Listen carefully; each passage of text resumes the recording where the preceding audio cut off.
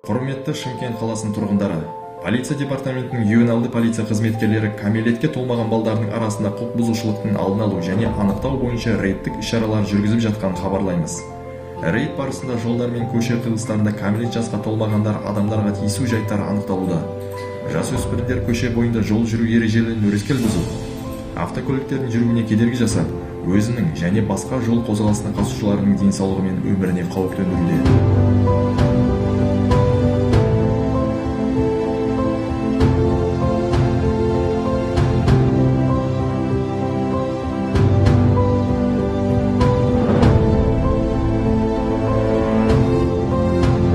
Құрметті ата-аналар, сіздің балаңыз жол көлік оқиғасына ұшырамау үшін оған үнемі жол қозғалысы ережелерін қатаң сақтау қажеттілігі туралы ескертіңіз. Сіздерден кәмелет жасқа толмаған балдарыңызбен тәрбиелік сипаттағы түсіндіру әңгімелерін жүргізуді және олардың әрекеті мен қозғалысын бақылауда ұстауларыңызды сұраймыз. Кәмелет жасқа толмағандар құқық бұзушылық жасаған үшін Қазақстан Республикасының заңына сәйкес ата-аналар немесе заңды өкілдері жауапты болады.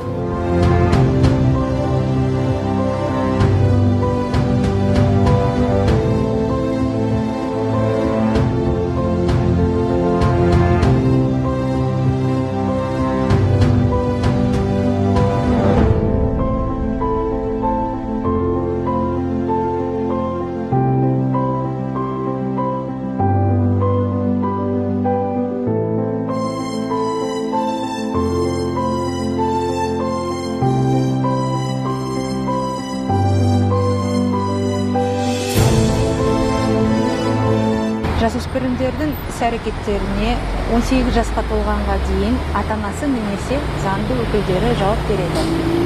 Сол себепті Қазақстан Республикасының әкімшілік құқық бұзушылық туралы кодексінің 449 бабы қоғамдық орындарда тиісу, яғни мазалап өтініш білдіру бойынша бірінші рет болатын болса, жеке тұлғаларға ескерту жасауға не 5 айлық есептік көрсеткіш мөлшерінде айыппұл салуға әкеп соғады.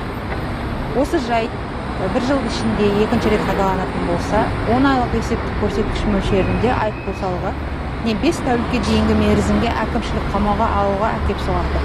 Яғни жасөспірімдердің ата-анасына немесе заңды өкіліне әкімшілік хаттама толтырылып шара көріледі. Сондай-ақ Қазақстан Республикасының әкімшілік құқық бұзушылық туралы кодексінің 442 бабы кәмелетке толмағандардың заңды өкілдерін ертіп жүруінсіз түнгі уақыттарда ойын-сауық мекемелерінде немесе тұрғынжайдан тыс жерлерде болуы.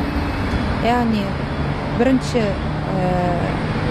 тармағы бойынша кәмелетке толмағандардың түнгі уақытта заңды өкілдерін ертіп жүруінсіз сағат 22:00-ден таңғы 6:00-ге дейін ойын-сауық мекемелерінде болуы заңды өкілдеріне 3 айлық есептік көрсеткіш мөлшерінде айыппұл салуға әкеп соғады.